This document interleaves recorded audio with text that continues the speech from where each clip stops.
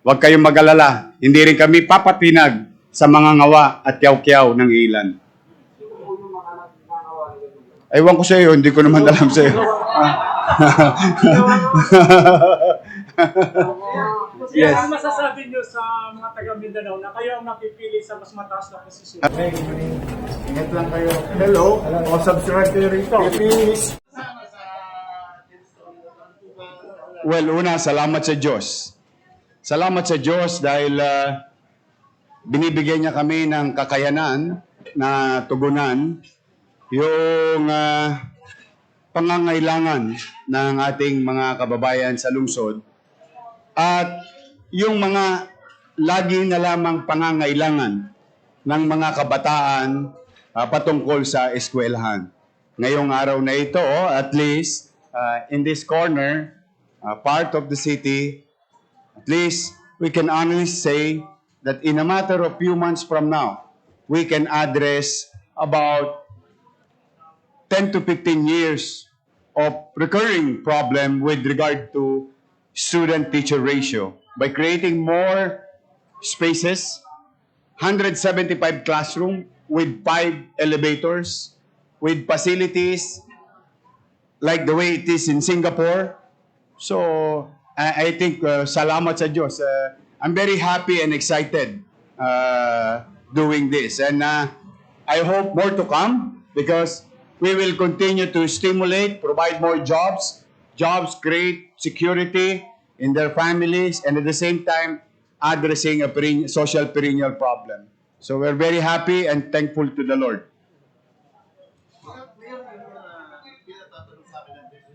Ano masasabi mo sa Mas.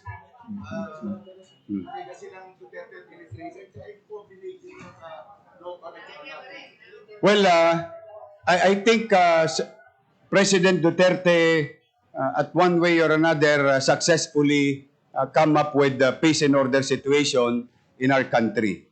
We have to give it to him. And the fight against drugs is really being felt in the community. Marami rin naman siyang napagtagumpayan. And I do believe that nobody is perfect. The past president is not perfect. President Rodrigo Roa Duterte is not perfect. Vice President Leni Robredo is not perfect. I am not perfect. But what matters most is that we have come together. I, representing the city of Manila, on behalf of the people of Manila, continue to work hand in hand with both the Vice President and the President, the administration and the opposition.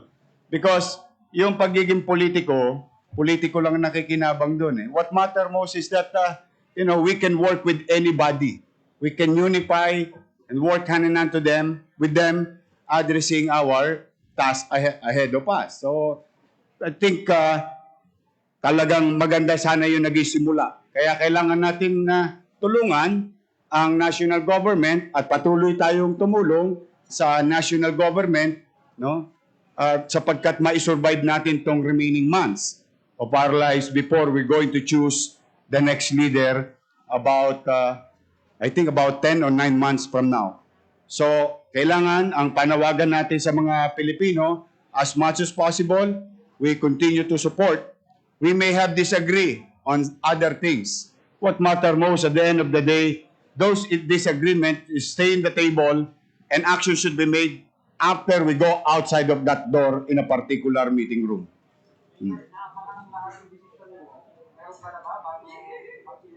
Ay, desidido na ako. Never ako na-confuse. Basta sasabihin ko na lang sa iyo. But for the meantime, ako ay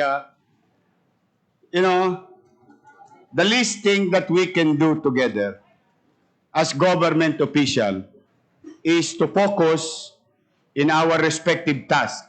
Being mayor, be in your city as much as possible. Yeah? Politics should be set aside. Politics should come later. We should focus on, katulad ngayon, tinamaan ng ekonomiya. Anong gagawin? Marami na wala ng trabaho. Anong gagawin? Marami nagugutom. Anong gagawin?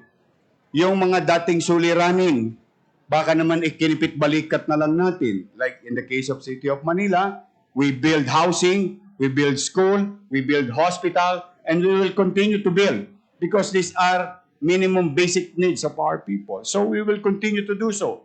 So yun lang muna ang focus ko ngayon. Pero darating din tayo dyan. Huwag kang mag-alala.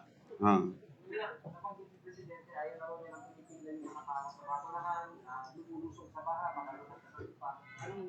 Well, that's a good observation. But I am grateful. I'm proud of mga batang Maynila. Bagamat nagbabaha talaga, ay talaga yun yung kagustuhan nila maproteksyonan. Sa Maynila, I have a good problem. Gusto magpabakuna ng tao. Kung mapipigil ko lang ang ulan, maihigop ko lang ang baha, gagawin ko yun para sa iyo. But then again, we must continue to adapt and innovate. In fact, yung ating mga plano ay nakalaan para sa Tag-Araw. Ngayon nakita natin ang pamimerwisyo ng ulan. Now, as we speak, your city acted on the matter. Continue to innovate and adapt. Thanks to UST. Today, UST will be one of many mass vaccination sites. And I'm grateful to private sectors to continue to, with their continued support sa City of Manila. We will adapt, we will innovate, we will not stop. But then again, come hell and high water, we must continue to vaccinate people. Vaccination is the focus. Di ba? Yung ulan, darating. Ang maganda, dumating ang mga tao. Yun ang mahalaga. Yun ang importante sa akin. 221,000 vaccine deployed in 1 week. 20% yesterday of the country's vaccination deployment comes from Manila. 18% the other day, vaccine deployed in Metro Manila. 18% of that is in Manila. So we have a good problem in Manila. People wanted to be protected. People are coming, hindi alintana, hindi nagpatinag sa baha. And I'm proud of you. You inspire me. And again, at the same time, I would like to thank Manila Health Department because they did the same thing. Bago pumunta sa bakunahan, nabaha din sila. At baha sa Metro Manila. Kailangan yung baha tugunan ng ahensya ng gobyerno. May ahensya ng gobyerno para dyan. Tapos yung bakuna, tuloy-tuloy tayo. Hindi tayo titigil. Lalo na nakaka-inspire ng taong bayan. Gusto nila mabakunahan.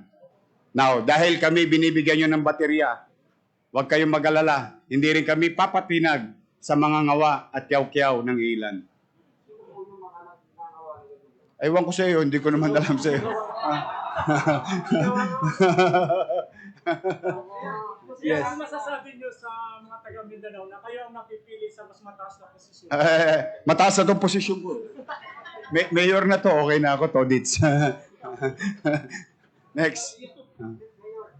Pabaguhin ba? Yung kasi walking daw, tutuloy ko ba ng Maynila yun? Kasi yun yung napapadami ng tao. Talaga parang ani, ngayon, nasaksihan namin sa nag-rest last year. Pinapasok na, pinagbigyan nila yung 200. Pagpasok nila, meron na naman kasunod. That's good problem. Come to me. I will vaccinate you. Welcome kayo sa Maynila. Bigyan nyo lang kami ng bakuna. Katulad ngayong araw na ito, patak-patak na lang yung bakuna. Give us the vaccine. We will do your job for you. For our people's safety. Give me the vaccine. I will vaccinate each and every one. Every human being. Any person who wishes to be protected, we will vaccinate them as long as we have the capacity to vaccinate them. Just give us the vaccine and we will do the job for you.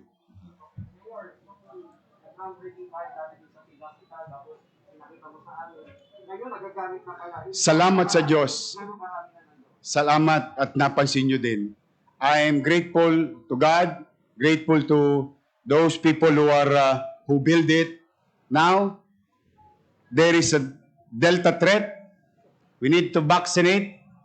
And hinahango na natin lahat ang tinanim natin. 237 out of 344 nagagamit ng mga pasyenteng infected ng COVID-19, maliwalas, may chicha, may TV, may internet, want to sawang oxygen,